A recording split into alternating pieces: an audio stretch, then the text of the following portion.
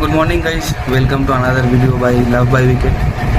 হ্যাঁ, হতে পারে গলাটা একটু ডাউন লাগবে, একটু মনে হতে পারে খুব পেনফুল একটা জিনিসের মধ্যে দিয়ে হয়তো গেছি, বাট কালকে লর্ডসে যেটা দেখলাম সেটা অনেকটাই আমাদের কীভাবে বলবো, স্পেশালি আমাকে খুব বেশি কষ্ট দিয়েছে।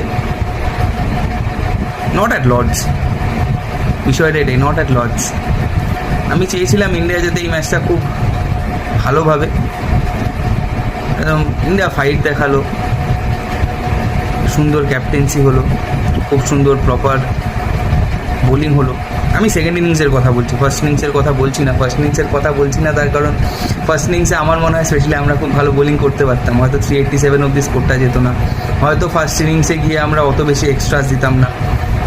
এখন হয়তো ইফ বাটস অ্যান্ড মেবিজ অনেক কিছুই থাকতে পারে, কিন্তু বিষয়টা কি হয়ে যাচ্ছে বলো তো?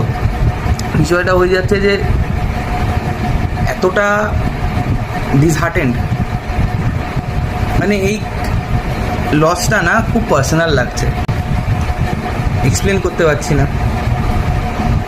It's that painful to me, at least to me. তোমরা তোমাদের অবভিয়াসলি জানাতে পারো তোমাদের কী মতামত, বাট জিনিসটা কী বলো তো, আমার মনে হয় ইন্ডিয়ার দায়িত্ব নেওয়া উচিত ছিল ইন্ডিয়ান টপ অর্ডারের, স্পেশালি আমাদের টপের দুটো ব্যাটসম্যান, টপ অর্ডারের টপ 3 দুটো ব্যাটসম্যান যাদের অ্যাভারেজ ইন অ্যান্ড অ্যারাউন্ড 30 কাছাকাছি যাচ্ছে, একজনের 25-এর নিচে, তাও আমরা তাদেরকে খেলিয়ে যাচ্ছি। ভাইরাস কিন্তু দুজন বসে রয়েছে, দুজন টপ ট্যালেন্টেড দুজন প্লেয়ার কিন্তু আমাদের বাইরে বসে রয়েছে, তারা খেলার জন্য ওয়েট করছে, তাদের চান্সটার জন্য ওয়েট করছে।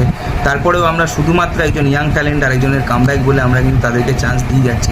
3টে টেস্ট ধরে আমরা তাদেরকে চান্স দিলাম, তারপরে এই রেজাল্ট।